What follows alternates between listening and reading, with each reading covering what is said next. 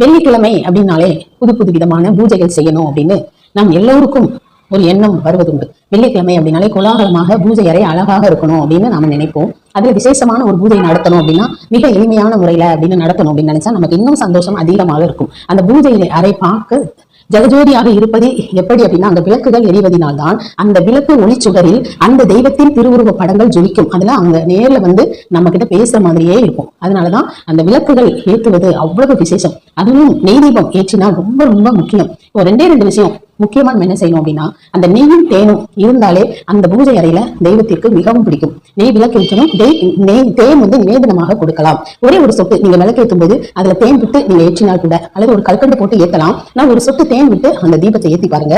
நெய்யோடு சேர்ந்து அந்த தேனும் அந்த மனம் கமலும் அந்த தீபத்துல ரொம்பவே பிடிக்கும் தெய்வங்களுக்கு. அதனால நீங்க இந்த மாதிரி செய்யலாம். அந்த 6 சொட்டு தேன் விடலாம். நெய் தீபம் ஏற்றும் பொழுது அதுல ஒரு 6 சொட்டு தேன் விட்டா ரொம்ப